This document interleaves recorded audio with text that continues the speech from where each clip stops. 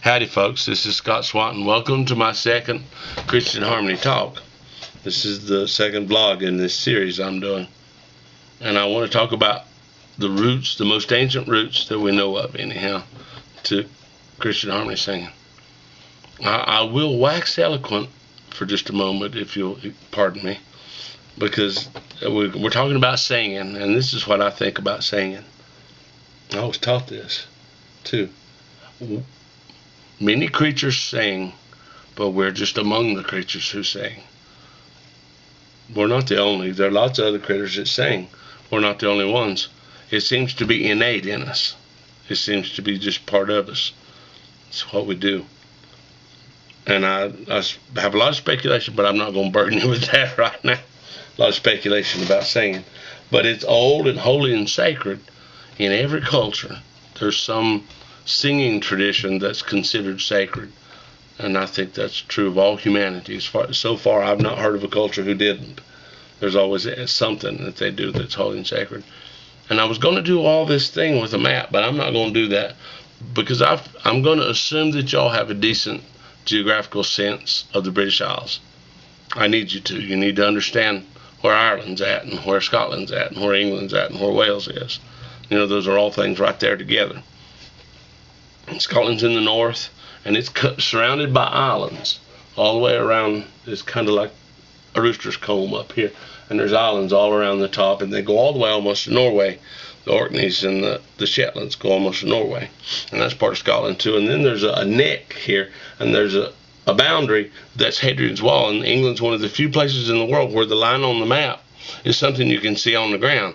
There's a wall that the Roman Emperor Hadrian built across. So we're doing geography for just a second. And then what's underneath here, underneath the coxcomb, the body of the chicken. This is how Papa taught me geography for the island, for Britain. The body, it's from the neck down, and the tail and the feet. That's England, but its belly is Wales. There's a little bump here. There's a belly that's Wales, and the egg's Ireland. Ireland's out just a little ways out in the sea over here. So you need to be able to keep that in your head if you can while I talk, because they're all mostly. I apologize. Well, I don't apologize. Yeah, I do. I apologize because I know the most about Scotland, because Scotland and England, and a little about Ireland, but not near as much. I know about Ireland up to the point when the Scots come to Scotland. He didn't know that. I'll get to that in a minute. So they were ancient. I don't know if you know this or not, but the island of Britain was once part of the continent. I mean, and not like billions of years ago, but like thousands of years ago. At the end of the last ice age, Britain was still, the island was connected to France by land. You could walk. You could walk from Paris to London. You can't do that anymore, but you could. And at some point, as the ice melted, they theorize. They think, well, there's pretty good evidence, I think, that as the ice melted and the sea level rose, it eventually flooded that valley that's now the English Channel, coming in from the North Sea and the South both. And then England's separate from the continent, and then you've got its own history. Britain is, from then on, it's its own history because it's different. I use an old term that's now considered kind of old-fashioned. It's not ugly or derogatory. It's just they know more now, and they use different categories. But I say Celt. You know, the Greeks spoke first of the Keltoi, and then that stuck. The Gauls, the Romans called them Gauls, but the ancient Greeks, who were the fathers of learning, called them Keltoi with an I, Keltoi, Keltoi. And that name stuck then. Well, the Romans didn't. The Romans called them Gauls. And that's why we use Gallic and Gaelic, and it's all variations of Gaul. And the whole of Gaul, you know, Caesar wrote about that in his commentaries. The whole of Gaul is divided into three parts. And the northern part of Gaul was the same people. Caesar maintained, of course, none of us know, but Caesar maintained that the north of Gaul, which would be northern France, and a little bit of Germany, were the same people as what lived in Britain. Well, they surely were, because Breton French is Celtic. See, I use that term broadly for all those peoples. And those ancient peoples who crossed on the land into Britain, they brought with them a stone culture. There were Stone Age people, were all the way back then in the Stone Ages, and they raised Stonehenge. They raised Stonehenge, and there's stone circles over the whole island. The whole island's and Ireland too, covered up with Neolithic and Paleolithic stone circles and all that kind of doodah that we don't really understand. Druids' temples, that's what they say. That's what they used to say. They don't much say that anymore, but they used to call them Druid temples. Almost smoke. And there were calendars, certainly. Anyway, we don't know about that. But Caesar discusses how the Celtic society operated and how it was divided. And at the top was the chief or king. Wherever you're at, there's somebody at the top, and then usually there's somebody above them until you get to a high king somewhere in the Celtic world. But there'd be chief at the top, and then under him would be the bards and the druids and the ovates. And I don't know so much about the ovates, but the bards and the druids were like priests, and the bards were the story keepers, the knowledge keepers. They preserved, because these people didn't have a written language that we know of. They sang and talked. They told stories and sang songs. Mostly sang songs. That's how you remember things. I can remember a whole bunch of something if I can sing it. I think that's probably true for most people. And these druids and these bards went around doing rituals and singing. Well, now you got to hold them now in your head. That all over the island there are druids and bards. And then they continued for a long time. Well, in 55 BC, or CE, whichever you prefer, the Caesar came from northern Gaul, which is France, remember, across the English Channel, and took a little bitty chunk of southern Britain for Rome. Well, he had a little bitty piece, and of course you can imagine that the Celts jumped on him, and because they didn't like their island being invaded, and they fought a war, and they won. They run the Romans off. I think maybe a few stayed at one of the forts. I think I read that. Anyhow, it was a battle like that, back and forth for a great long time, and then Claudius, and I can't remember that year. I could look at my book, but Claudius come with his armies, and they conquered the island. Well, as far as Scotland, what's now Scotland. So you got, now in this ancient time when we're talking, these places were called by different names. They were not what we know. Like France and Gaul. Britain has stayed Britannia in Latin. It was Britannia to the Romans. But there was in the north what they called Caledonia. And see, I are one, so I'm proud of that. I think that's cool. I'm a Scot. Well, they weren't Scots yet. They were Picts then. There were people up there called the Picti who smeared blue stuff on their skin, and the Romans called them the pictured people, the painted people, the Picti. And the Picts were fierce, and they wouldn't be conquered, and they kept raiding the northern Roman settlements. So the Emperor Hadrian had a wall built. It's the only map feature that when you look on a map, when I was a child, I thought when you looked on a map and you saw those lines for the edge of counties and states, you'd be able to see them on the ground. Well, you can't. That's not real. But that's one exception. That line that's still the boundary between England and Scotland is Hadrian's Wall. It's there. It's something you can touch, and it's been there now for almost 2,000 years. So the Picts live up there in the north in the wild, high, mountainous regions of what's now Scotland. And the Picts were, well, everybody at this point was pagan. But Claudius took his armies up as far as York. That's in Yorkshire. That's way up in the north, almost to Scotland. And he conquered all along the way, and he built that great city, York. And then turned back down the coast, down toward now what's London. There wasn't anything there. It was just a place to cross the river. Thames is a great big river. And there where they could cross the river good, they built a bridge and founded a city.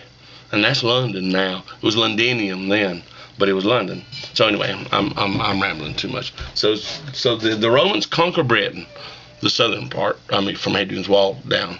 They conquered it. And there was Roman Britain. So for 500 years almost, there was Roman Britain till 410.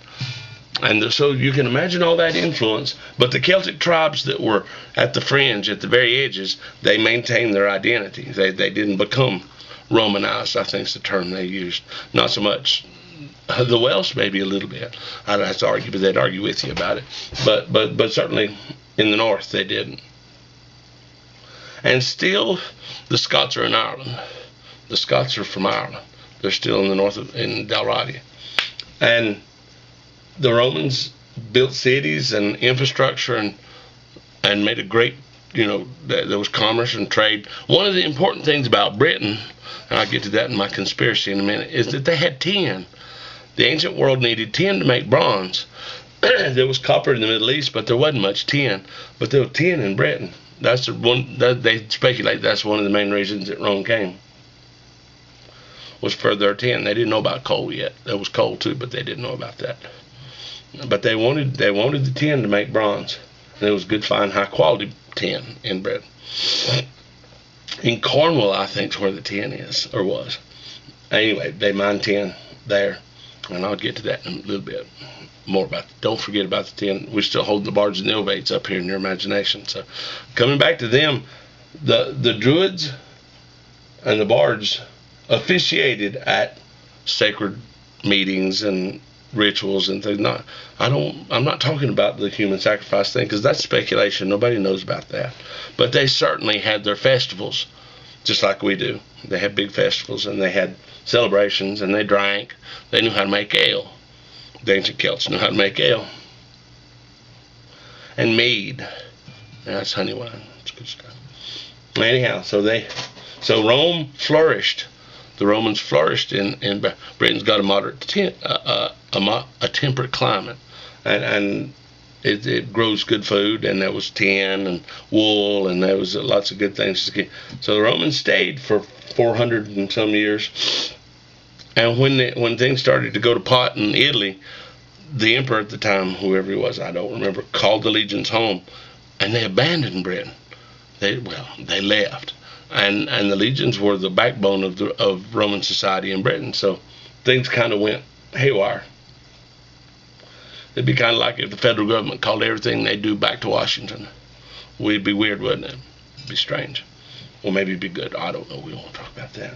But when the Romans left, I skipped a spot, because in there early, and I will tell you very frankly that it's argued, and argued hotly, how early Britain was Christianized. I'm going to tell you my conspiracy theory, but I'm telling you that's what it is, because that's what it is. But I like it because it connects good with my thing about lined out singing that we'll get to in a few minutes. That if early church writers, one of the church fathers, and I can't remember which one, Eusebius or one of them, wrote about Joseph of Arimathea. And the canonical Gospels say that Joseph of Arimathea begged Jesus' body from Pilate. Well, we don't know much about who he was. It doesn't say a whole lot. But I think in Catholic tradition, he's an uncle, Jesus' uncle. And he was a tin monger, the early writers say. He traded tin. Well, there wasn't hardly no tin in the Middle East. So if he traded tin, that means he went to Britain. And Jesus was his nephew. Anyway, you can piece that together. You see what I'm saying? And did those feet. The English sing about that. And did those feet in ancient times. Well, maybe. It doesn't really matter to me. But it's awfully interesting if he did.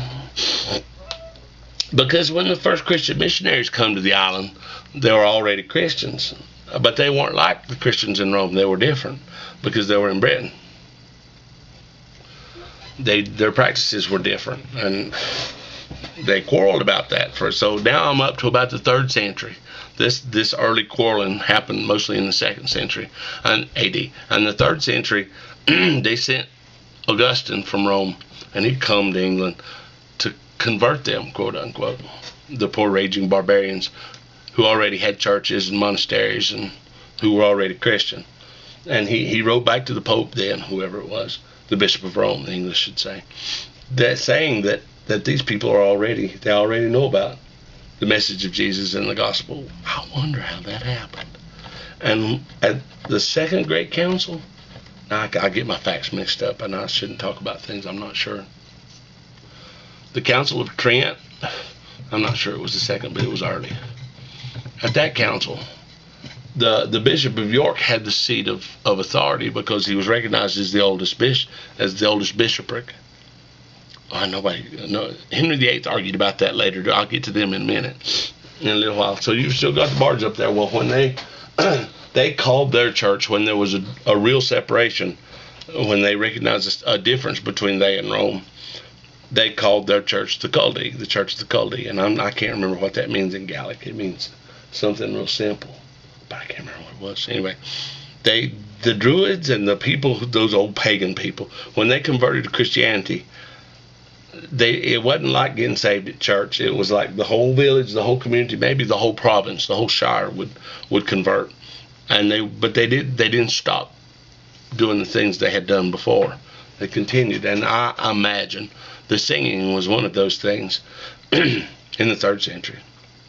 They sang their songs that they just like we've always done. They took their old thing and put something new on it and said, now we've got something else. And so they sang their Celtic church stuff. And that was another thing that the people in Rome grumbled about, because they wouldn't do it in Latin. They did it in Gallic. Now I got to explain, because I'll do this all the time through the course of this talk.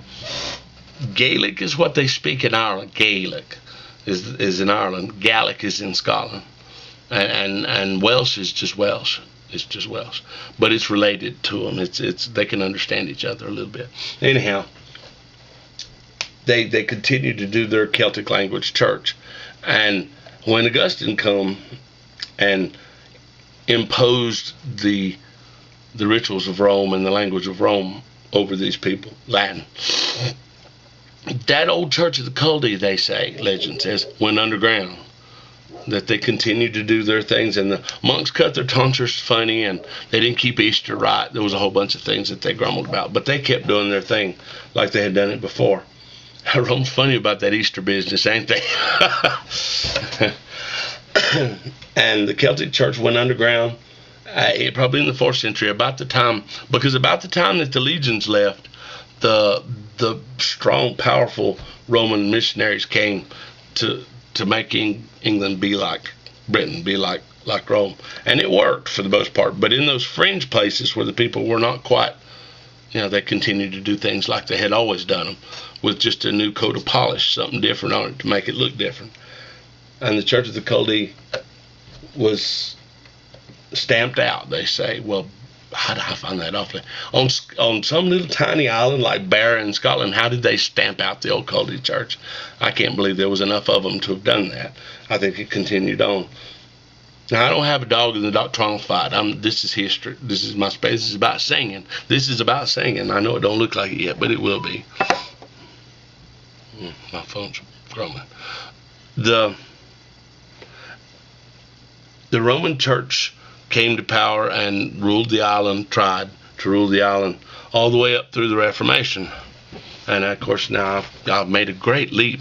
In the medieval time, the church, the Catholic Church, didn't have congregations of singers. They had choirs of singers, and people got to be in the choir if you were good enough, but the whole congregation didn't get to sing. And I've just always imagined that the old Celts, because they're singing people, that they'd always been groused and grumbled about that, because they probably wanted to be able to sing at church, and that wasn't how they did it, and they regretted that. And then, as England had many proto-Reformation movements before there was actually the English Reformation. 1549, that's right, 1540, that's when the first prayer book was made. The Act of Supremacy was the year before, I think. Anyway, Henry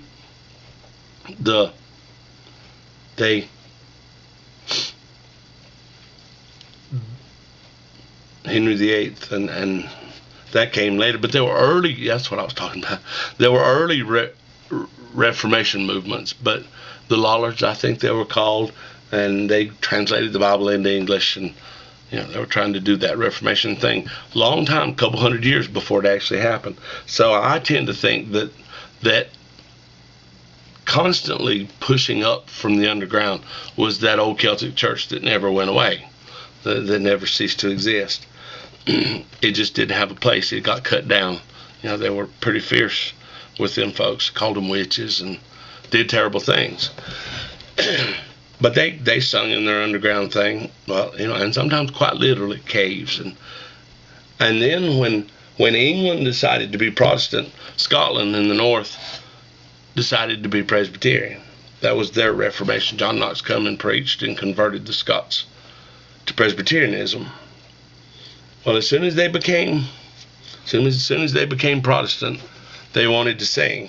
Because, the New Testament instructs us to sing the psalms, hymns, and spiritual songs. Well, nobody was quite sure what the psalms, the spiritual songs, they weren't sure about that. But they knowed what the psalms was because it's in the Bible. So they said, okay, well, we'll sing the psalms. But the problem with that, I guess y'all know that, is that the psalms were in ancient Hebrew. And when they were translated into English, away every time in the Bible, they weren't in a form that you could sing them. That they're just translated. The Hebrew poetry is lost in the translation, and the translation is just trying to say what it said. It's not a song anymore. It lost its ability. You couldn't sing it. So what people had to do was translate the Psalms into meter. Meter. You understand? Meter's poetry. Each syllable's a foot, and you count your feet, and then you can match tunes and words. Now, you can't see this, I know, because it's tiny, but they printed little books like this one right here, and that's an English translation of the Psalms in meter that you can sing. And I'll put up those links on there so you can listen to. Now that this is English, this is an old book, it's in English, but they're singing in Gaelic in the thing, most all of them. There's some Primitive Baptists, but I ain't got to them yet. And they use a translation of the Psalms for singing at church that's in Gaelic, because they didn't learn English for a great long time. They do now, most of them speak English, but Gaelic's usually their first language. And I know a lot of people assume that Gaelic is some dialect of English, but it's not. It's its own. It's another language. It's not. When someone speaks in Gaelic, you can't understand. Unless you know the language, you can't understand what they're saying. A word here and there is cognate, but they're very few. And so I posted those. And in England and Wales, particularly in Wales, there were groups of Reformation people who moved more and more away from the Catholic Church, whereas Henry VIII and Elizabeth drew a line in the sand pretty close to the Catholic Church. And I'm not being critical, it's just true. They're in appearance Catholic, they're doctrinally not Catholic, and there's nothing wrong with being Catholic neither. This is just what happened. I don't have a dog in that fight. and in Wales there were Methodists they were Methodists. They're Baptists. They're Anabaptists from Germany. And I don't know a whole lot about Germany, and I do. Let me turn my phone off. I don't talk much about Germany because I don't know so much.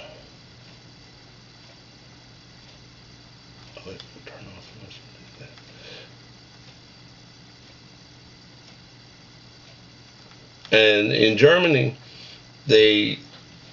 Martin Luther and the Lutherans, they were the first Protestant groups there. They had more radical Protestant folks who were Anabaptists, and those Anabaptists now are represented mostly by the Mennonites and the Amish. Not exclusively, but mostly. And I think maybe the Hutterites, but I'm not sure about that. and they influenced the English, the Welsh particularly, about those Anabaptist ideas. And those old-timey Baptists, they believed in absolute and complete separation from church and state. You didn't fiddle with the state at all. You didn't have anything to do with it. And they believed that war was a sin. They were pacifists. The Amish and the Mennonites are still like that, or some are anyway. So those people in England, the more radical Protestants, that's what they're called, radical Protestants. Those more radical Protestants wanted to sing in their native tongue, and they wanted to sing something other than just the Psalms. So they started having hymn books like this so they could sing at church. I didn't hold it there long, but you see, it's in meter. Remember I told you count the feet. Like, so let our lips and lives express the holy gospel we profess. That's sevens and eights. That's long meter. It's in sevens and eights. There's common meter. There's all different ones. And that way, you've got a tune that works. Like you can sing any common meter poetry hymn to any common meter tune. And for all the meters, that's true. But we'll use common meter because it's just that. It's common. Like you sing Amazing Grace to Maitland or New Britain or any of them tunes. You can sing, swap the words around and sing them. And I can't remember how many meters there are, but there's common meter, long meter, short meter. There are a whole bunch of them. Peculiar meter, hallelujah meter, particular meter. There are a bunch. I ought to memorize them, but I never have. We don't really do that much anymore. But they did that. And so once they had their words like this, the poetry, then they found a tune that everybody knew. Something that people were familiar with that they could sing. And they said, now we're going to sing some old ballad, or, you got to think about what tunes they knew. Or remember I told you, hold the druids and the bards up here. Well, them bards knew their tunes. They knew tunes. And they used the ancient tunes to sing with their new English, their new hymn books, Gallic and their new Protestant hymn books. And the as they sang, there's a good story I'll tell it. I told it the other day at Don's thing. Martin Luther was criticized by a bishop somewhere for letting his congregation sing secular tunes, folk tunes like that at church. And Martin Luther's response was, but why should the devil get all the good tunes? I've always thought that was funny. Why should the devil get all the good tunes? That's right, because secular tunes, they considered secular music to be sinful. But if you sung it at church to holy words, you cleaned it up and it was no longer sinful. It was good. And then the devil didn't have that tune anymore. It was God's tune. And they all that happened just before folks started coming to this country. That the Reformation was in the 14, 15, 1600s. And in England, it went back and forth. Mary was Catholic, Elizabeth was Protestant, and it went back and forth. But eventually, England decided to be a Protestant country altogether and stayed that way. And Scotland their Presbyterianism is, there's all different degrees of conservatism about practice within the Presbyterians. And those wee frees that I gave you the link for, they're the most conservative of all of them, and they won't have instrument. You know why they don't have instrumental music? Because the Bible don't condone. The New Testament it's not mentioned in the New Testament, instruments at meeting or not. So they didn't do it. When in doubt, leave it out. That Church of Christ says that. If it wasn't in there and they weren't sure, they just didn't. And it was an ancient point in Calvinism, since early John Calvin in Geneva and all that stuff, to not have instruments because it was too worldly. You're getting over there into secular music and worldly music, and we're supposed to be separate. We're supposed to be different. We're supposed to do so they kept doing their old thing, and then they all got in boats when they could and come here, come to America. Especially here in North Carolina, the Scots. I'm descended from some of them Scots that come here. I'm not going to tell you all that. You look and learn about the Jacobite rebellions, because that was a lot of the reason why the immigrants came.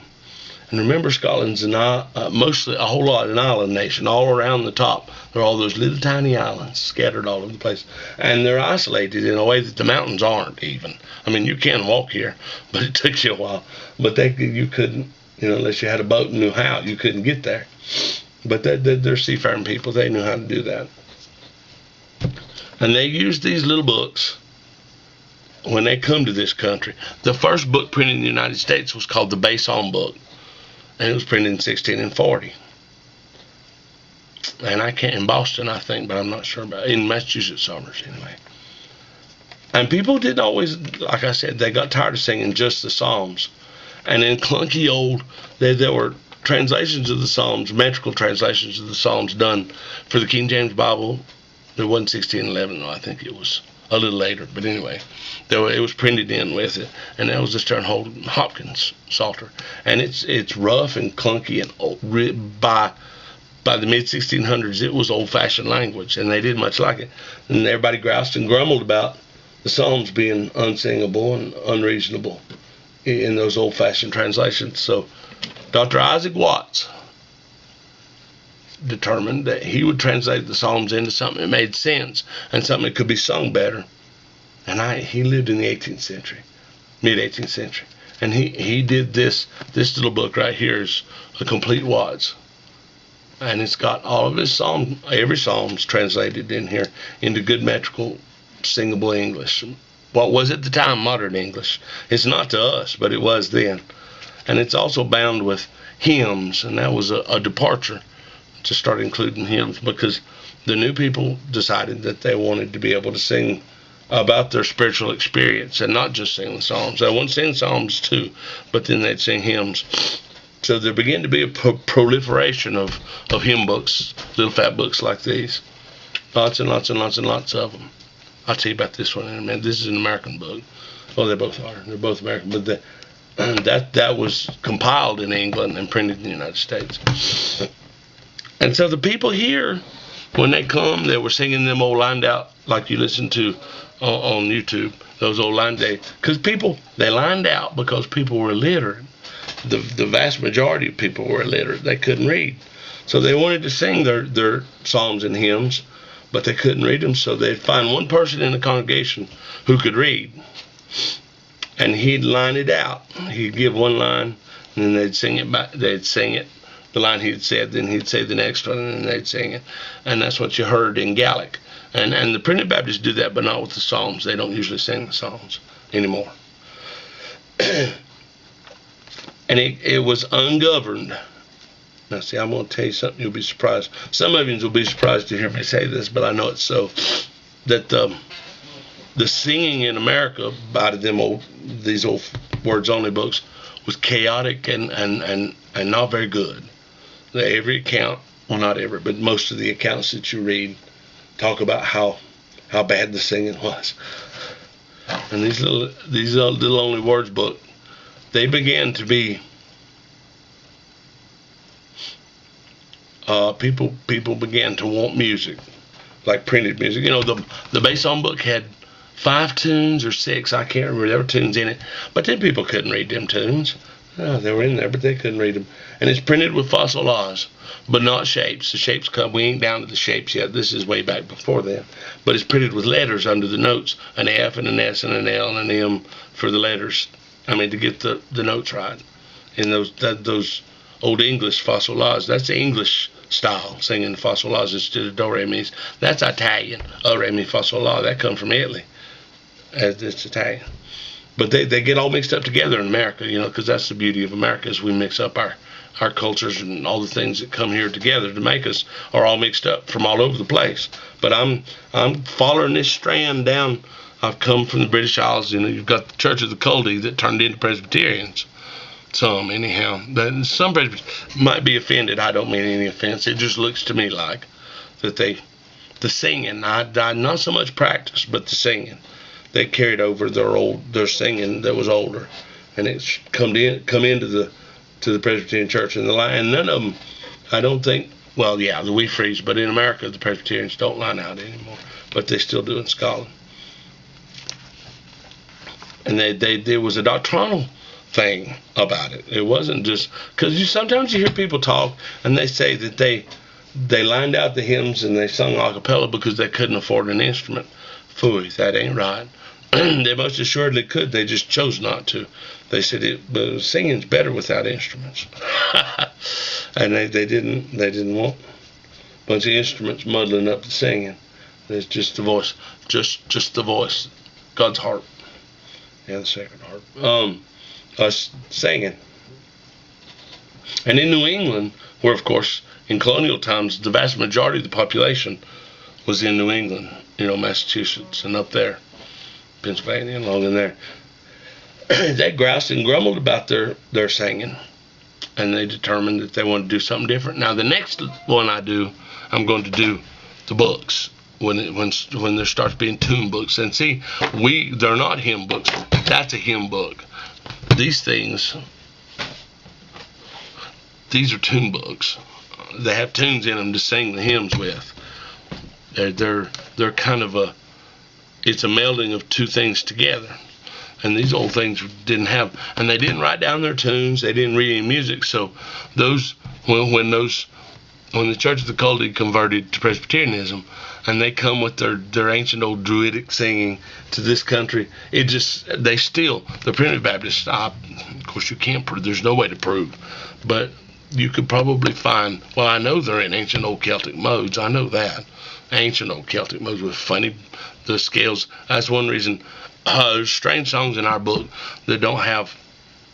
I'll go ahead and go that far about the books that they wrote down early on. They started a tradition of writing down the tunes that people were singing to certain hymns that they liked the best. Tunes they used a whole lot. They'd write. Somebody could read and write music, could write it down on a piece of paper, and a lot of times then you've got a first printing of a tune, in the mid 18th century that in reality is 3,000 or 4,000 years old, going back like that. Maybe, who knows? But I know that about the tune. So the tune books that are a meshing of written music and an unwritten tradition. This is an unwritten, even though the words are in here. They ain't no music. You see that, don't you? They ain't a note one. It's just words. And they're all like that, these early hymn books. And it don't matter about the names, not really, except that it's, if you want to be accurate, you need to know that our oblong singing books are tune books. People make that mistake all the time, calling them hymn books. They're not hymn books. That's a hymn book. So I'm sure that's all clear as mud. But here they come with their lined out singing like you've been listening to. And is it not amazing that in two very isolated regions of the world, the same tradition is preserved, that in the wee free churches of Scotland, they've preserved the